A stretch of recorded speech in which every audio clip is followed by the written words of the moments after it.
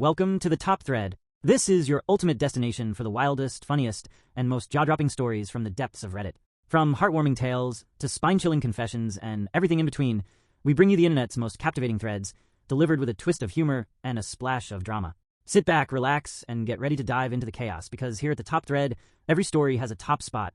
I found hair in my sofa. I always believed my new apartment was a fresh start. After years of living in cramped spaces with thin walls and noisy neighbors, this quiet little unit on the edge of town felt like a dream come true. It was fully furnished, a bit outdated, but cozy. The sofa was a worn, burgundy leather piece that groaned under its own weight. It had character, I thought.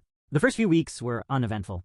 I settled into my routine, finding solace in the apartment's stillness. But one night, as I was watching TV, I shifted on the sofa and felt something strange beneath the cushion. Reaching down, my fingers brushed against something coarse and brittle. I pulled out a tuft of hair. It was long, dark, and tangled. Definitely not mine. I chalked it up to the previous tenant and discarded it without much thought. But over the next few days, I kept finding more. Sometimes it was just a strand or two, other times clumps, as though someone had yanked them out in a fit of rage. The discovery was unsettling, but I convinced myself it was harmless. Maybe the sofa hadn't been cleaned properly. Still, I couldn't shake the feeling that something was off. I started sitting on the armchair instead, avoiding the sofa altogether. One night, I woke up to a faint rustling sound coming from the living room. My heart pounded as I crept down the hallway, phone in hand, ready to call for help. The sound stopped as soon as I reached the doorway. The sofa sat there in the dim glow of the streetlights, looking as innocuous as ever. I approached it cautiously and lifted the cushions. Nothing. No hair. No sign of disturbance. But as I replaced the cushions, I noticed something odd. The leather felt warm, almost as if it had been sitting in direct sunlight, even though the room was cold. Over the next few nights, the rustling became more frequent. I started to notice a faint, musky odor lingering around the sofa, like damp earth and mildew. One evening, after a particularly long day, I decided to confront my paranoia head-on.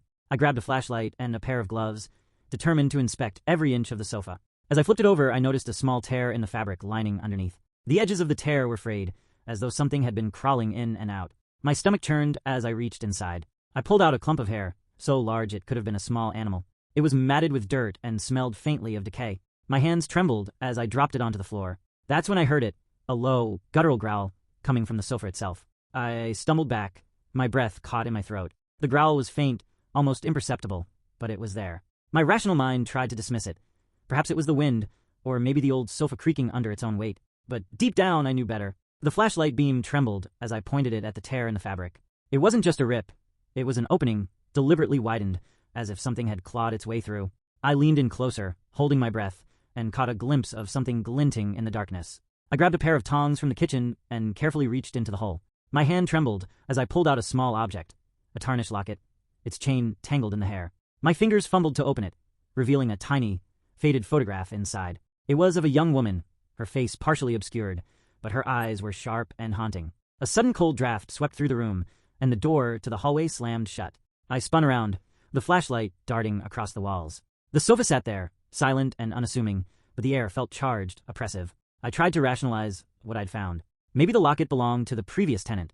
Maybe the hair was from a pet. But the growl, I couldn't explain that away. I decided I'd had enough for one night. Grabbing my phone, I snapped a few pictures of the sofa and the locket, planning to show them to the landlord in the morning. Sleep didn't come easily. Every creak and groan of the apartment set my nerves on edge. Around 3 a.m., I heard it again, the rustling. This time, it was louder, more deliberate. I froze in bed, clutching the covers as the sound grew closer. Then, a sharp thud echoed through the apartment, followed by silence. Summoning every ounce of courage, I crept out of bed and tiptoed to the living room. The flashlight beam wavered as I scanned the room. The sofa was overturned, its cushions scattered across the floor. The musky odor was stronger now, almost unbearable. I gagged, covering my nose with my sleeve. That's when I saw it, a long, pale arm reaching out from the tear in the sofa. The skin was mottled and stretched taut over jagged bones, the fingers unnaturally long and clawed. It moved slowly, deliberately, as though testing its surroundings. My legs felt like lead, but I couldn't look away. The arm retreated, and the fabric bulged outward, as if something massive was shifting inside. A low, guttural voice whispered from within, the words unintelligible, but filled with malice. I bolted for the door, yanking it open and sprinting into the night. My breath came in ragged gasps as I stood on the street, staring up at the window of my apartment. The faint outline of a figure loomed there, watching me. I stood frozen on the sidewalk, my heart hammering in my chest. The figure in the window didn't move, didn't blink, just stood there watching. I couldn't make out its features, but I knew it wasn't human. The way it tilted its head, slightly jerky, almost curious, made my stomach churn. I couldn't go back inside, but I couldn't just leave either. My phone was still in my hand, so I called the landlord. He picked up after several rings, his voice groggy and irritated. "Do you have any idea what time it is?" he grumbled. "There's something wrong with the sofa you left in the apartment," I blurted out. "Something alive is inside it." He was silent for a moment, then sighed. "You've been drinking or something?" "No," I snapped, my voice shaking. "I'm serious. I don't know what it is, but it's not normal. There's hair, a locket, and I swallowed hard. I saw an arm come out of it. An arm." His tone was incredulous. "Yes. Please, just come and see for yourself. I can't stay here." He muttered something under his breath, but finally agreed to come by in the morning. I didn't argue. I couldn't explain what I'd seen, but I knew I wasn't stepping foot back inside that apartment. I spent the rest of the night in my car, parked across the street, keeping a wary eye on my window. When morning came, the landlord arrived, looking disheveled and annoyed. I led him up to the apartment, my stomach knotting tighter with every step. The door creaked open, and the stench hit us immediately, stronger than before, like rotting flesh and damp earth. The landlord gagged, pulling his shirt over his nose. "What the hell is that smell?" he muttered. The living room was in chaos. The sofa was still overturned, the cushions scattered, and the tear in the fabric gaped wider, revealing a dark void inside. The landlord approached it cautiously, muttering curses under his breath. "This is ridiculous," he said, crouching to inspect the sofa. "There's nothing." Before he could finish, the tear bulged outward, and a grotesque shape began to emerge. It was hunched and skeletal, its skin a sickly gray-green, stretched tight over its frame. Its face was featureless except for a gaping mouth that opened wider than seemed possible, revealing rows of jagged, yellowed teeth. The landlord screamed, stumbling backward, but the thing moved with impossible speed. It lunged at him, its long arms wrapping around his torso. He thrashed and yelled, but it dragged him toward the sofa's dark interior with a strength that defied its frail appearance. I stood frozen, paralyzed by fear, as the landlord's screams echoed through the room. His legs kicked wildly, then disappeared into the void. The thing turned its head toward me, its eyeless face somehow locking onto mine. It didn't move, didn't chase me, it just stared. I didn't wait to find out what it wanted. I ran, bolting out of the apartment and down the stairs, my legs barely holding me up. I didn't stop until I was outside, gasping for air and trembling uncontrollably. I called the police, but when they arrived, the apartment was empty. The sofa was gone, as if it had never been there. The officers didn't believe me, of course. They chalked it up to stress or a prank gone wrong. No one had seen the landlord since, but they didn't seem too concerned. I moved out the same day, leaving everything behind. I didn't care about my deposit or my belongings.